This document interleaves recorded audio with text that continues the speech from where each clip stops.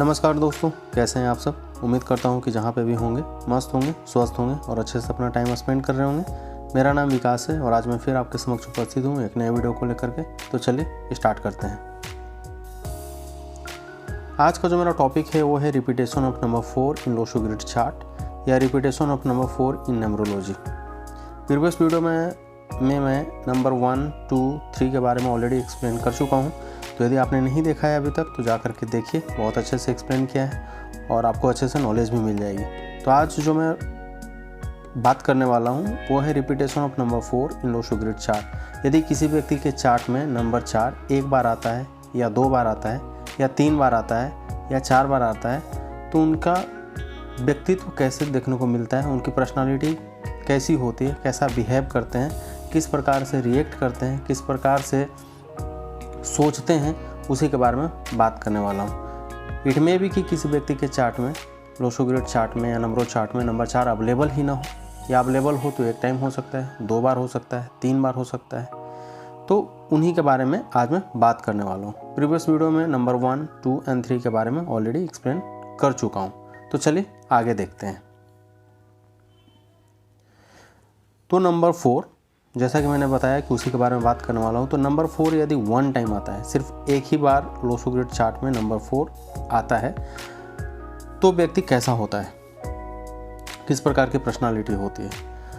तो जिन व्यक्तियों के लोशो ग्रिड चार्ट में नंबर 4 एक बार आता है तो they are practical, hard working and balanced. वो कैसे होते हैं?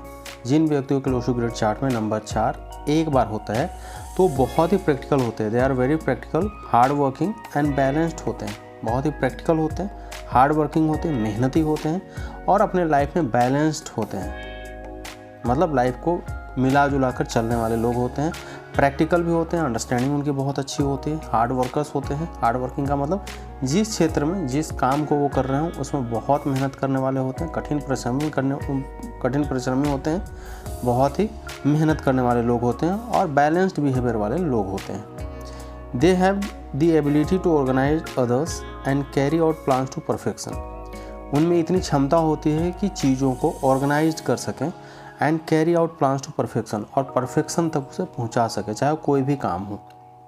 They have the ability to organise others and carry out plans to perfection, या यूँ भी बोल सकते हैं कि उनके पास इतनी क्षमता होती है कि चीज़ों को या व्यक्तियों को ऑर्गेनाइज करके चलते हैं and carry out plans to perfection, और उस प्लान को जो उनके दिमाग में होता है या जिस काम को वो कर रहे होते हैं उसको परफेक्शन तक पहुंचा पाते हैं, मतलब पूर्ण कर पाते हैं। Very practical in life and usually good with their hands.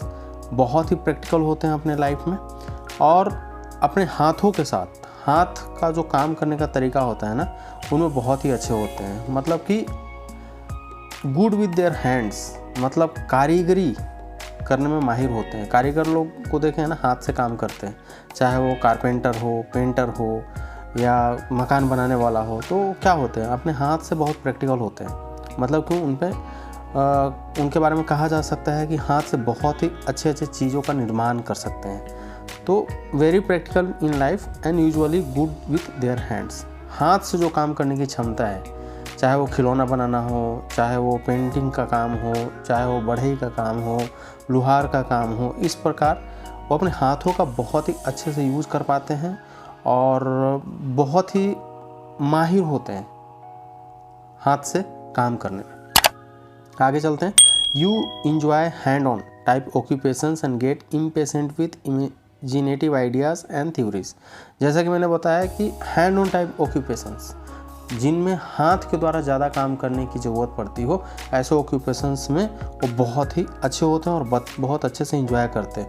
Mostly इनके बारे में बोला जाता है कि बहुत अच्छे बढ़ई हो सकते हैं, बहुत अच्छे कारपेंटर हो सकते हैं, बहुत अच्छे लोहार हो सकते हैं, क्या बोलते हैं, मकान बनाने वाले हो सकते हैं और भी तरह के हो सकते हैं। हस्तशिला से जो काम करते हैं, जो पत्थर पे नक्काशी का काम करते हैं, इस टाइप के लोग, इनका ऑक्यूपेशंस ऐसा देखने को मिलता है और ये इंजॉय भी करते हैं और अच्छी कारीगरी करते हैं।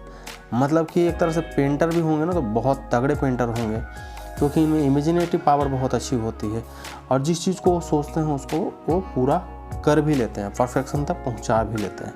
तो यहाँ पे अदर वे में मत लीजिएगा कि सिर्फ ऐसे लोग कारीगर ही होते हैं, कारपेंटर ही होते हैं, पेंटर ही होते हैं, ऐसा नहीं है। ऐसे लोग पॉलिटिक्स में भी होते हैं, बट मोस्टली ऐसा देखा जाता है कि अपने हाथों से काम करने में ज़्यादा रुचि लेते हैं, ज़्यादा एंजॉय करते हैं और उनमें परफेक्शन लेवल बहुत अच्छा देखने को मिलता है। ऐसे ऐसे चीज़ों का निर्माण करते हैं जो अन्य पर्सन नहीं कर पाते हैं। तो आप इस चीज़ को बुरा तरीक़ा से मत देखिएगा please. You also relates to music and handicrafts in some cases. ऐसे लोग म्यूजिक में, हैंडीक्राफ्ट्स में, पेंटिंग में भी देखने को मिलते हैं। इसलिए बार बार मैं रिपीट कर रहा हूँ कि they enjoy working with their hands. वो अपने हाथ से काम करने में बहुत ही मज़ा का अनुभव करते हैं, इंजॉय करते हैं और परफेक्शनिस्ट होते हैं। कारीगर बहुत बढ़िया होते हैं। और ऐसा नहीं है कि सिर्फ कारीगर ही होते हैं, ये हैंडीक्राफ्ट्स भी बहुत अच्छे बनाते हैं, म्यूजिक के फील्ड में बहुत तगड़े होते हैं, पेंटर बहुत अच्छे हो सकते हैं। आई होप सो कि आपको यहाँ तक समझ में आया होगा। चलिए आगे चलते हैं। अब नंबर 4 2 टाइम्स आ जाए। अभी तो हमने प्रीवियस में देखा कि नंबर 4 एक बार आ रहा है लोसू ग्रिड चार्ट में। अभी नंबर 4 2 बार आता है यदि आपके लोसू ग्रिड चार्ट में, तो कैसा होता है? Such people are inclined to become overly involved in physical and materialistic activities at the expense of other activities. ऐसे people कैसे होते हैं? बहुत ही फिजिकल और भौतिकवादी एक्टिविटीज़ में बहुत ही ज़्यादा उलझे हुए होते हैं, डूबे हुए होते हैं। Such people are inclined to become overly involved in physical and materialistic activities at the expense of other activities. किसके बल पर? दूसरे कार्यों के बल पर ये फिजिकल एंड मेटेरियलिस्टिक एक्टिविटीज़, मतलब भौतिकवादी चीज़ों या एक्टिविटीज़ में जुड़े होते हैं। भौतिकवादी का मतलब होता है कैसा? पैसा हो गया, शोहरत हो गया, कुछ चीज़ हो गई, तो उसमें बहुत ही ज़्यादा इन्वॉल्व होते हैं। Such people are inclined to become overly involve in physical and materialistic activities at the expense of other activities. They have excellent organisational skills. उनके पास बहुत ही ऑर्गेनाइजेशनल स्किल होती है। And leave starting a task at the beginning and carrying it through to the end. मतलब कि ऐसे व्यक्ति में ऑर्गेनाइजेशनल स्किल बहुत तगड़ी होती है और जो भी काम को स्टार्ट करते हैं, starting a task at the beginning and carrying it through to the end, जो भी कार्य को स्टार्ट करेंगे उसको वो पूरा करके ही छोड़ते हैं। आगे चलते हैं। You have considerable creative ability in their hands and enjoy making beautiful objects. ऐसे लोगों के बारे में भी देखा जाता है कि इनमें क्रिएटिव एबिलिटी बहुत अच्छा होता है और हाथों के द्वारा काम करने में बहुत ही माहिर होते हैं और इंजॉय मेकिंग ब्यूटीफुल ऑब्जेक्ट्स, और अच्छे अच्छे चीज़ों का निर्माण भी करते हैं अपने हाथों से। यू पीपल लाइक, सर कटवा तो सकते हैं बट झुका नहीं सकते। इन व्यक्तियों में एटीट्यूड ऐसे देखने को मिलता है कि सर कटवा देंगे बट किसी के सामने झुकाना इनको बिल्कुल भी पसंद नहीं होते हैं। यू पीपल लाइक, सर कटवा तो सकते हैं बट झुका नहीं सकते। इस प्रकार का एटीट्यूड अपने लाइफ में ले करके चलते हैं, चाहे कुछ भी हो जाए हम झुकेंगे नहीं। चलिए आगे चलते हैं। अब नंबर 4 3 टाइम्स आ जाए। आपके लोसू ग्रिड चार्ट में नंबर 4 3 टाइम्स रिपीट हो जाए तो कैसा होगा? अभी तो हमने एक बार और 2 बार के बारे में देखा, तो अभी नंबर 4 यदि 3 टाइम्स रिपीट होता है तो कैसा होता है? They are involve almost exclusively with physical activities and find it hard to pay attention to other areas of their life. इन व्यक्तियों में देखा गया है कि मोस्टली फिजिकल एक्टिविटीज़ में बहुत ज़्यादा इन्वॉल्व होते हैं, अपने आप को मगन रखते हैं and find it hard to pay attention to other areas of their life. और ज़िंदगी के जो दूसरे एरिया हैं उसमें बिल्कुल भी ध्यान देना इनको पसंद नहीं है। They are involve almost exclusively with physical activities. Physical activities चाहे हाथ से बनाने का काम हो, चाहे कुछ और फिजिकल वर्क हो, फिजिकल एक्टिविटी हो, उसमें इतना ज़्यादा खो जाते हैं कि उनको अपनी ज़िंदगी के दूसरी बातों पर ध्यान दे पाने में असमर्थ हो जाते हैं और ध्यान दे भी नहीं पाते हैं। They find it hard to pay attention.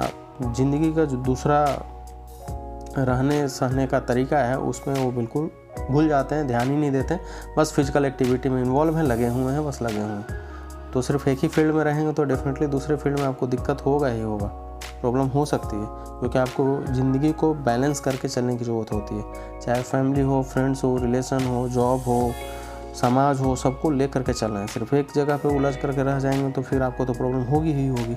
तो ऐसे लोगों में देखने को ऐसा मिलता है। आगे चलते हैं। They are very well organised, बहुत ही ऑर्गेनाइज्ड होते हैं, सेल्फ डिसिप्लिन, अनुशासित होते हैं, एंड हार्ड वर्किंग पीपल, और बहुत ही मेहनत करने वाले लोग होते हैं, जिनके भी लोशो ग्रिड चार्ट में नंबर 4 3 टाइम्स रिपीट होता है। तो they are very well organised, बहुत ही अच्छे से वेल ऑर्गेनाइज्ड होते हैं, डिसिप्लिन में रहना पसंद करते हैं, सेल्फ डिसिप्लिन होते हैं, अनुशासित होते हैं स्वयं से, एंड बहुत ही कठिन मेहनत करने वाले होते हैं, एंड हार्ड वर्किंग पीपल। आगे देखते हैं। Your abilities are obvious to others but people with 3 4 frequently find it difficult to accept their natural talents and waste years while working in their wrong fields. आपकी ability तो बहुत अच्छी है, लेकिन जिन व्यक्तियों के चार्ट में नंबर 4 3 टाइम्स आ जाता है तो उनमें क्या प्रॉब्लम देखने को मिलती है, वो नेचुरल टैलेंट्स को देख नहीं पाते हैं कि उनके अंदर में नेचुरल टैलेंट्स क्या है, किस चीज़ में वो निपुण है, किस चीज़ में माहिर है, कौन से क्षेत्र में जाएंगे तो परफेक्शन के सीमा तक पहुंच सकते हैं, काम करने में मज़ा आएगा। और बहुत सारे साल वो वेस्ट कर देते हैं रॉन्ग फील्ड, या तो रॉन्ग फील्ड में चले जाते हैं, या तो कोई उनको चूज कर लेता है ऐसे फील्ड में जिसमें कि वो कई साल वेस्ट कर देते हैं, अपने नेचुरल टैलेंट्स को खो देते हैं, नेचुरल टैलेंट्स को पहचान नहीं पाते हैं, दूसरे फील्ड में लग जाते हैं और अपना कई साल कई वर्ष बर्बाद कर देते हैं। बाद में उनको रियलाइज़ होता है कि शायद ये फील्ड मेरे लिए सही नहीं है, दूसरे फील्ड में होता तो कुछ और भी कर लिया होता। तो ऐसा देखने को मिलता है। चलिए और आगे चलते हैं। नंबर 4 4 टाइम्स, यदि लोशो ग्रिड चार्ट में नंबर 4 4 टाइम्स रिपीट होता है तो क्या होता है। जनरली नंबर 4 4 टाइम्स नहीं रिपोर्ट हो पाता है और बहुत ही रेयर देखने को मिल सकता है, मिलता ही नहीं है जनरली। बट फिर भी यदि आपके लोशो ग्रिड चार्ट में नंबर 4 4 टाइम्स रिपीट होता है तो कैसा होता है। These people are totally immersed in physical activities and find it difficult to understand other people who are interested in intellectual or spiritual matters। इस प्रकार के जो व्यक्ति होते हैं वो फिजिकल एक्टिविटीज़ में लीन हो जाते हैं। इमर्स्ड का मतलब एकदम तल्लीन हो जाएंगे, डूब जाते हैं, खो जाना। These people are totally immersed in physical activities and find it difficult to understand other people। ऐसे व्यक्ति फिजिकल एक्टिविटीज़ में, शारीरिक श्रम में, शारीरिक कार्यों में इस प्रकार से तल्लीन हो जाते हैं, इमर्स्ड हो जाते हैं, खो जाते हैं या डूब जाते हैं कि वो समझ ही नहीं पाते हैं कि अदर पीपल जो कि इंटरेस्टेड है इंटेलेक्चुअल और स्पिरिचुअल मैटर्स में, जो इंटरेस्टेड है उसको बिल्कुल समझ ही नहीं पाते हैं, जस्ट इग्नोर कर देते हैं। वो क्या कर रहा है, क्या नहीं, क्या फ़र्क पड़ेगा, क्या कर सकता है, वो कुछ भी मतलब नहीं है उनको। इतना ये डूब जाते हैं, इतना तल्लीन हो जाते हैं अपने फिजिकल एक्टिविटीज़ में कि दूसरों लोगों के बारे में समझना ही छोड़ देते हैं। चाहे वो इंटेलेक्चुअल पर्सन हो, स्पिरिचुअल मैटर्स हो, उसके बारे में सोचना समझना बंद कर देते हैं। और कोई इंटरेस्टेड भी है तो उसके प्रति इनको ध्यान कुछ रहता नहीं है और अपने आप को समझने की कोशिश भी करते हैं तो ये डिफ़िकल्ट होता है इनके लिए समझ पाना दूसरे के बारे में। And find it difficult to understand others. दूसरे लोगों को समझ पाने में इनको बहुत तकलीफ़ हो जाती है, नहीं समझ पाते हैं। इनका इस प्रकार का बिहेवियर होता है कि लोग इनको अंडरस्टैंड नहीं कर पाते हैं या ये लोग उनको अंडरस्टैंड नहीं कर पाते हैं, जो कि इंटेलेक्चुअल हो, स्पिरिचुअल मैटर्स में ध्यान देते हैं। आगे चलते हैं। They possess enormous ability at anything involving their hands. इन व्यक्तियों में हाथों से काम करने की क्षमता अव्वल दर्जे की पाई जाती है। इनॉर्मस एबिलिटी होती है, मतलब कि हाथ से ऐसा कुछ क्रिएट कर देंगे जो आप और हम सोच भी नहीं सकते हैं।